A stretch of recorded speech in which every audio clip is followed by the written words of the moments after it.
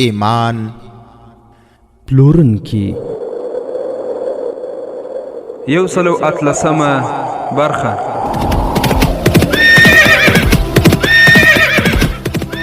د سلطان صلاح الدین ایوبی رحمه الله د دوران رښتینی کیسې. صلاح الدین پر دغه مکارا پیدا کړه، ته یو بل صلاح الدین پر دغه مکارا پیدا کړه. الحمد لله وكفى والصلاة والسلام على رسوله المصطفى اما بعد. ورونو د کیسې په تیره برخه کې تاسې واورېدل چې بالاخره پیر وتوانېده چې له هغو مجاهدینو سره یو کلي ته ځان ورسوي او هلته تر پردې لاندې خپل فعالیتونو پیل او ادامه ورکړه. ورونو د تیرې برخې په پای کې تاسې واورېدل چې بالاخره د سلطان صلاح الدین ایوبي یو استخباراتي کارکوونکی وتوانېده چې د پیر خونې ته ځان ورسوي، خو علي بن سفیان هغه خپل کارکوونکي ته وویل چې د خلکو د جذباتو خیال یوازې هغه واکمن چې په هغو حکومت کول غواړي ساتي. موږ د اسلامي امت د وقار ساتنه کوو، هغوی ته حقیقت په ګوته کوو. موږ یې د سلطان صلاح الدین ایوبي او یا هم کوم بل انسان غلامان نه ګرځوو، فقط دا ورته وایو چې د اسلام د سپېڅلي دین ساتونکي تاسې هم یاستئ لکه څرنګه چې هغه دی. ورونو هغه پرون تللي سړي علي بن سفیان ته د کور پته او ادرس ورکړ چې په فلاني کلي کې اوسېږي او دا ډول صورت او شکل لري. سهار علي بن سفیان خپله څېره او جامې بدلې کړې او هغه کلي ته ورغی. د خلکو خبرې یې واورېدې، بیا د مرشد د کور لیدو ته ورغی او د یوې ونې تر شا ودرېده. په دې وخت کې یو بوډا چې ږیره یې سپینه او په لاس کې یې امسا وه د کور راووت. په پښو روان شو، د کلي څخه د باندې ولاړ او وروسته یو سپور راغی او خپل آس یې هغه ته ورکړ. سپین ږیری په آس سپور شو، شا شاته یې کتل، ورو ورو د قاهرې په لور روان شو. علي بن سفیان هم ورپسې روان شو، خو فاصله یې په منځ کې پرېښوده. چې کله ښار ته نږدې شول هغه لاره بدله کړه، نو علي بن سفیان هم په هماغه لاره روان شو چې په دې سره د بوډا سړي شک پیدا شو چې زه تر څارنې لاندې یم. نو آس ته یې پونده ورکړه او ښار ته ننوت. هلته ودرېده او خنجر یې راوایست. کله چې هلته ودرېده خنجر یې راوایست چې علي بن سفیان وویروي او د هغه څارنه خوشي کړي. مخکې له دې چې هغه څه وکړي علي بن سفیان تور راوایستله او د هغه په سینه یې کېښودله او په زغرده یې ورته وویل ږیره دې لرې کړه، ما وپېژندلې. ورونو هغه هم ږیره لرې کړه، نو هغه ځوان سړی و چې ږیره یې هم نه لرله. ورونو دا هماغه پیر و چې مجاهدینو ته یې په لاره کې خپل کرامات ښودل. علي بن سفیان ورته وویل موږ او تاسې خو ښه سره پېژنو، نو زما څخه مخکې روان شه. هغه جعلي بوډا د فاطمي خلافت د چارواکو له ډلې څخه و چې یو څو کاله مخکې حکومت رنګ شوی. هغوی د صلیبیانو، سوډانیانو او حشاشانو په ګډون د سلطان صلاح الدین ایوبي په خلاف پروپاګند او تبلیغات کول او له هر ډول دسیسو څخه یې کار اخیست.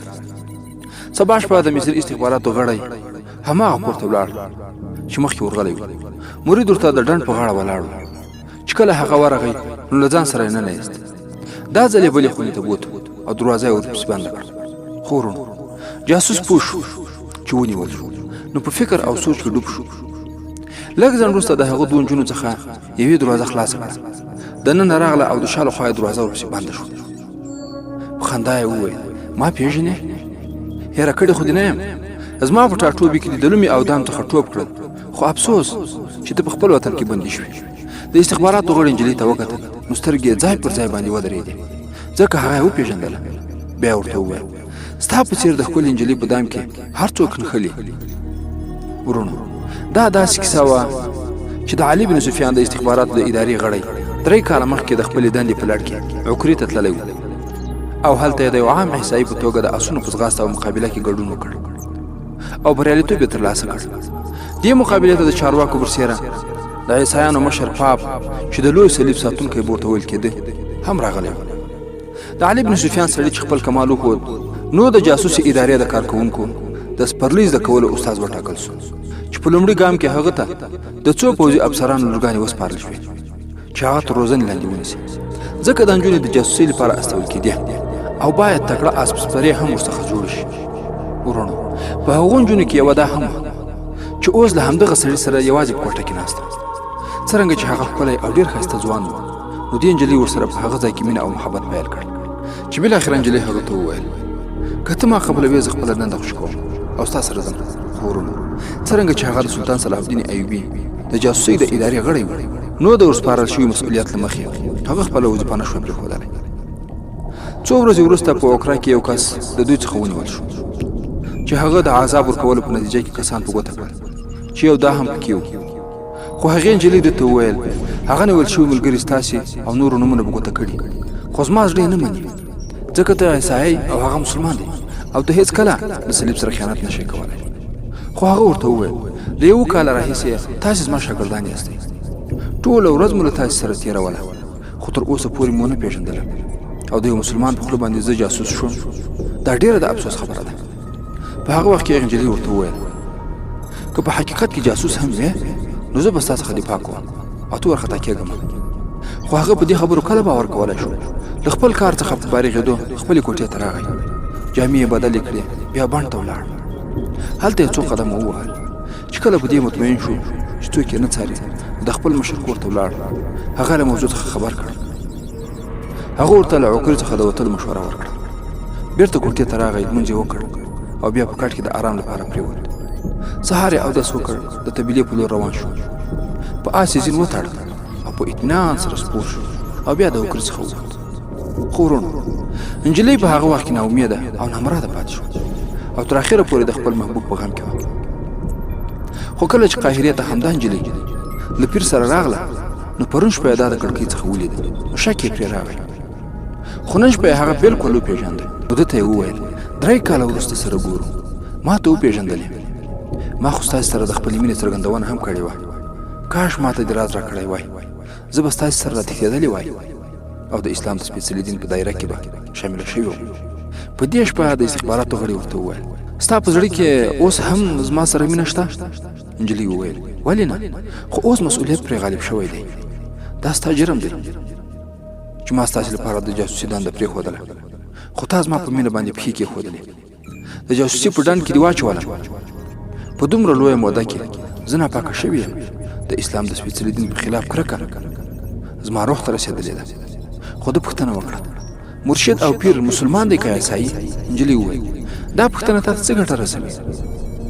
د استخباراتو غړي وویل موږ د خپل عادت څخه مجبور یو چې د مرګ څخه د مخه په دې ځان پوه کړو. نجلۍ وویل هغه مسلمان دی او د مسلمانانو کمزوري خو تاسو ته معلومه ده. په دې وخت کې پیر او مرشد هم هغې کوټې ته راغی او هلته کېناسته. مرشد وویل که ستاسې خبرې پوره شوي وي.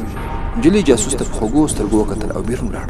مرشد له جاسوس څخه پوښتنه وکړه ما ته یوازې دومره ووایه چې زما د اصلیت نه څوک خبر دي که نه؟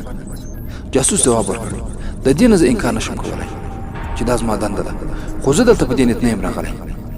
د مرشد په لاس کې د څرمنې متروکه وه. هغه جاسوس یې پرې ډېر وواهه، خو په دې وخت کې دروازه په زوره خلاصه شوه او نجلۍ راننوته او مرشد ته یې عذر وکړ چې هر څه به خپله ووایي، خو هغه ته وهل مه ورکوئ. مرشد بیا متروکه پورته کړه، نو نجلۍ ور وړاندې شوه او د جاسوس مخې ته ودرېدله او ویې ویل د ده په بدن زخم زما په زړه زخم جوړوي. خو ورو مرشد امر وکړ چې هغه له کوټې څخه وباسي. بل سړي نجلۍ ته وویل ته د ده د بچ کولو کوښښ کوې؟ نجلۍ په ژړا سره وویل هېڅکله نه، خو دومره ویل غواړم که څه ونه وایي نو د تورې په یو وار سره د هغه سر له تنې څخه جدا کړي، خو زورونه مه ورکوئ. دواړو کسانو هغه له مټ څخه ونیوله او خپلې کوټې ته یې بوتله او بېرته راغله او مجاهد ته یې ډول ډول عذابونه ورکول تر څو چې بېخوده شو. خو هغه یو ټکی هم د خولې څخه ونه ایست. سهار نجلۍ ورته راغله، هغه په ځمکه باندې پروت و. نجلۍ هغه ته کېناسته، خپلې جامې یې څیرې کړې او د هغه زخمونه یې پاکول او تړل. بیا له سترګو څخه اوښکې روانې شوې او ویې ویل ته خپل مسؤلیت پوره کوې او زه خپل فرض ادا کوم. جاسوس چې لږ په خود شو او له ځایه پورته شو، نو نجلۍ د مټو څخه ونیو. نو هغه ورته وویل ځه ولاړه شه، داسې نه چې زه خپل مسؤلیت پوره نشم کړی، دا عذابونه زما په نصیب دي. په دې کې مرشد د 2 تنو سره راغی او ویې ویل دا نجلۍ په خپله کوټه کې بندي کړئ، ځکه چې همدې خپل محبوب په لاس ورکړی، که نه هغه چا پېژند. اوس یې بیا د محبت احساس را بیدار شوی او دفاع ورڅخه کوي. مرشد په جاسوس هر ډول زور زیاتی وکړ، خو هغه یوه خبره هم ونه کړه چې دوی ته ګټه ورسوي.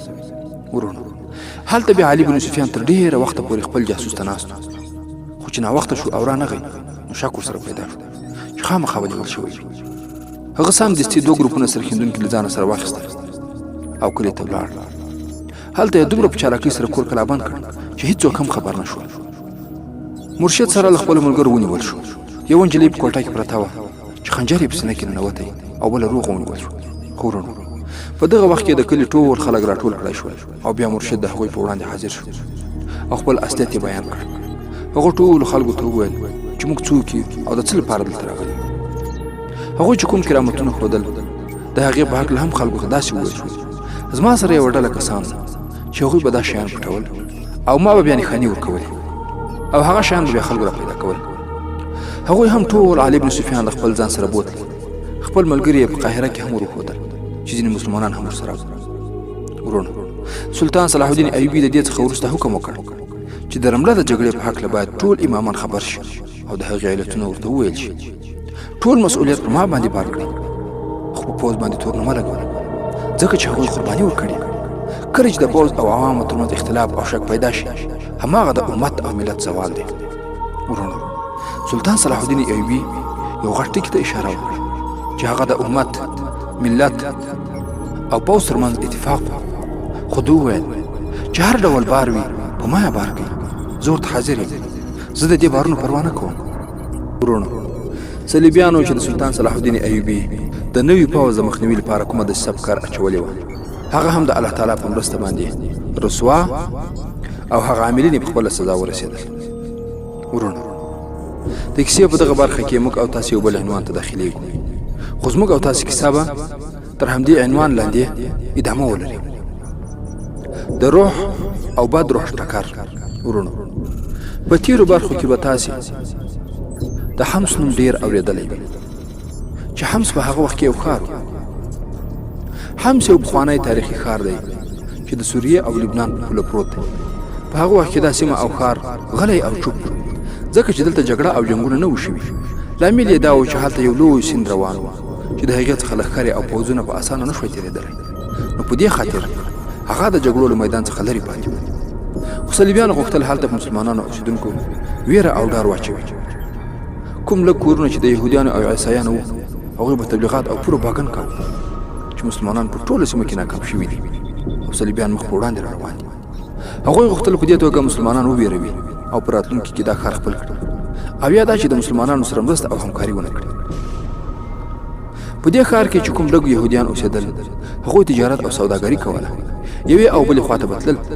د ځانه سره به یې دروغجن خبرونه هم راوړل ورونو په دغه برخه کې غواړم یوې تاریخي واقعیت ته هم اشاره وکړم ورونو لکه چې تاسې په جریان کې 4 کاله وړاندې د ګوګل کمپنۍ دا کوښښ وکړ چې فلسطین د نړۍ له نقشې څخه وباسي خو په هغه وخت کې د ګوګل د دې اقدام په مقابل کې ډېر مقاومتونه او نیوکې رامنځته شوې د ګوګل کمپنۍ 4 کاله دغه مسأله پرېښودله خو څه وخت مخکې مې ځینې ویډیوګانې او تصویرونه ولیدل چې په اوسنی وخت کې د 2020 کال کومې نقشې چې په انټرنیټ باندې خپرې شوې دي په هغو کې فلسطین له نقشې څخه ایستل شوی چې ما په خپلو سترګو هم دغه واقعات او دغه نقشې ولیدلې ورونو په حمص کې هم په هغه وخت کې عیسایانو دا کوشش کاوه چې له حمص څخه مسلمانان وباسي او حمص خپل کړي لکه نن چې فلسطین له نقشې څخه وایست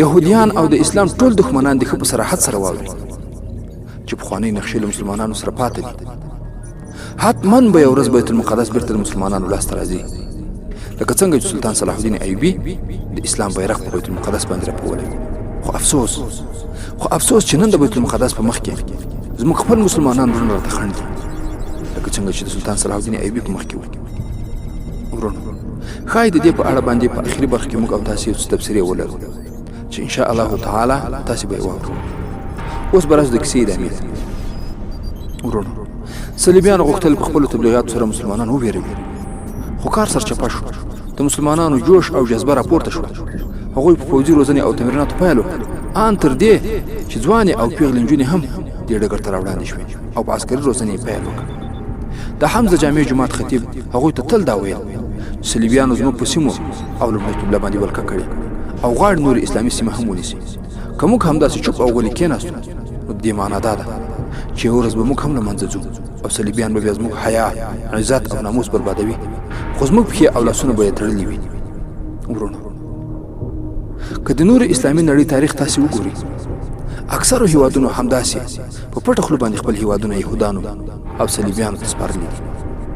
خو لله الحمد زموږ مجاهد ملک ګران افغانستان او غیرتي وګړي هیڅ کله صلیبیانو او د هغوی ګوډاګیانو او همفکرو ته نه دي تسلیم شوي.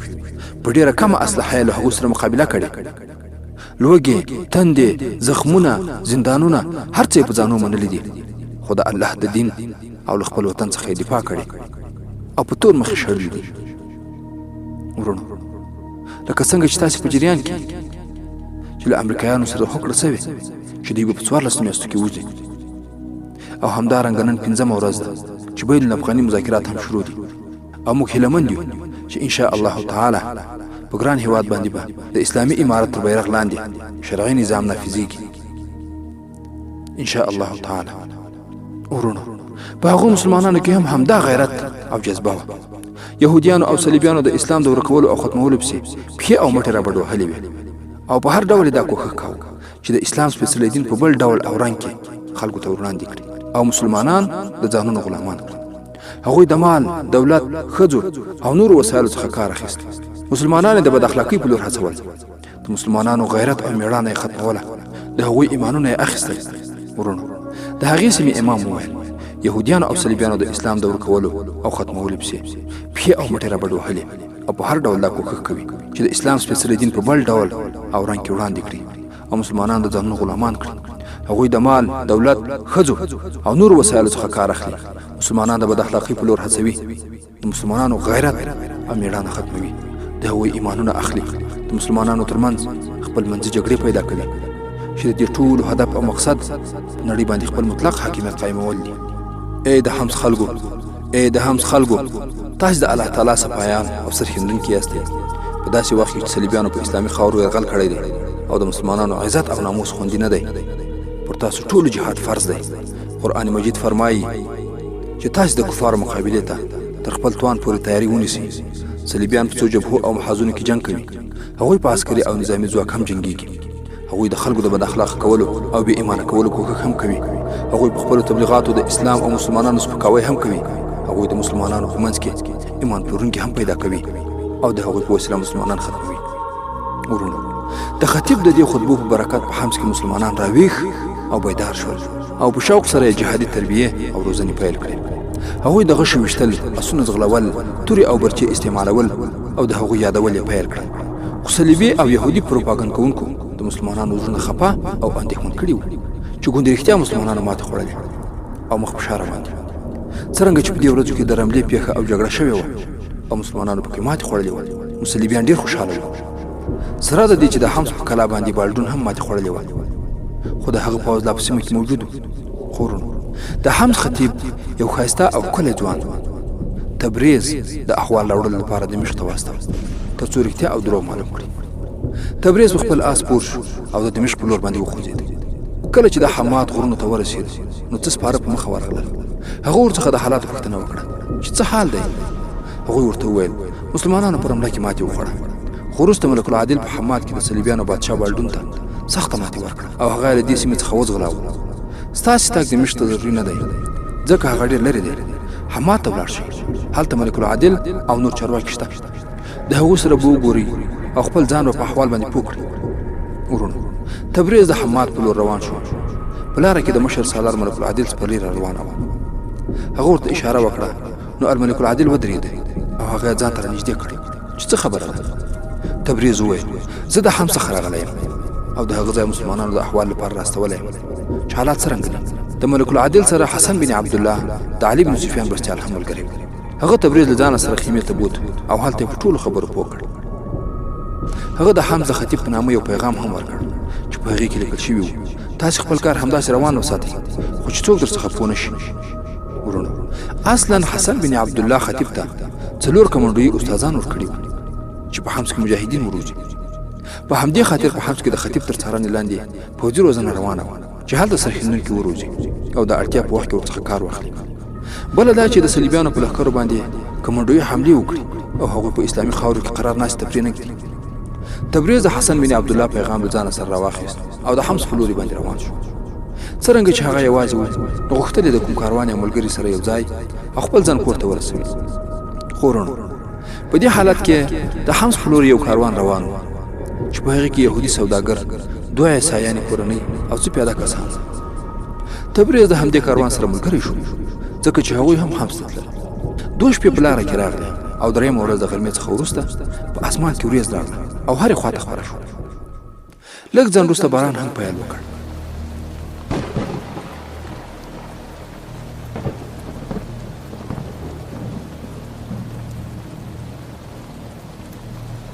کاروان د سیند غاړې ته رسېدلی و چې باران سخت شو. یو بوډا عیسایي اواز وکړ چې چالاکي کوئ، باید د سیلاب د راتلو څخه مخکې له مخکې د سیند څخه بلې خواته ځان ورسوو.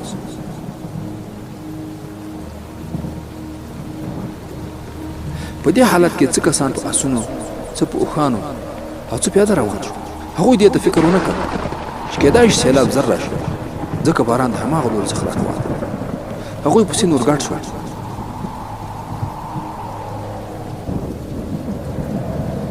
ځکه چې د سیند اوبه له املا ته نه رسېدې.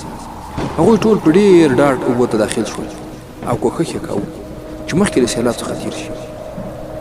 کله چې د سیند منځ ته ورسېدل د پاسه پرې سیلاب راغی او د سیلاب څپو خلک ورخطا کړل. ځکه داسې کسان هم پکې وو چې په اوبو کې هېڅ بلد نه او څه ښځې په اوښانې سپرې وې. هغوی هم د سیلاب په منځ کې راګیر شوي. څه څاروي خو بلد ول. هغوی کوښښ کاوه چې له سیلاب څخه ووځي. خو وروڼو تبریز چې په کومه برخه کې روان و د هغه سره نږدې یوه ښکلې نجلۍ په اوښ باندې سپره وه او مخ په وړاندې روانه وه چې یو دم اوښ تور وخوړ او پښې یې وښویېدې.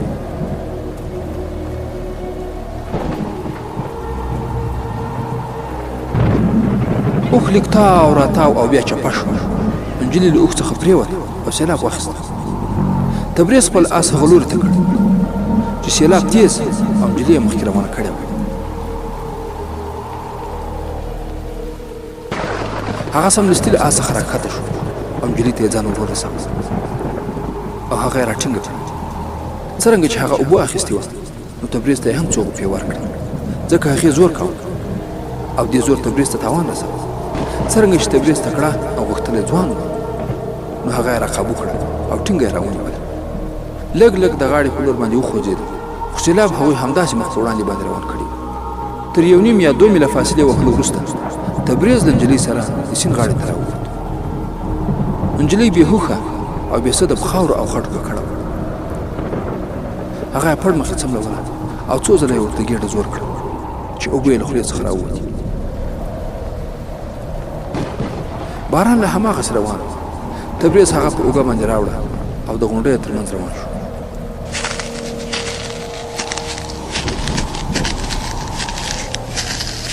د پناه ځای په لټه کې په دغه حالت کې چې باران هم ورېده د غره په غاړه یې 3 یا 4 اوښان تر سترګو شول. نو ویې ویل دا کوم مسافر نشي کېدی ځکه په دوی باندې ځین نشته. خو یو بل لوري ته یې وکتل. د یوې سمڅې په خوله کې یې 2 نجونې ولیدې. د هغوی لوري ته ورغله خو یوې ورته وویل ستاسې په جامو کې خو یو ځای هم وچ نه دی او نجلۍ هم ناروغه ښکاري او باران هم دی. ښه به دا وي چې زموږ سره لاړ شي، هلته اور هم بل دی. تبریز هم نیغ له هغوی سره هماغه ځای ته ورغی او نجلۍ یې په ځمکه باندې واچول چې هغه بېهوشه هم وه. وروڼو دا چې نجلۍ او تبریز ته به وروسته څه پېښېږي او څه فکر کوئ چې هغه نجونې څوک وې چې د سمڅې په خوله کې وې او اور یې هم بل کړی او څه فکر کوئ چې په حمص کې چې کومې تیاریانې روانې دي دغه لښکر ول سلطان صلاح الدین ایوبي سره په کومو برخو کې مرسته وکړي.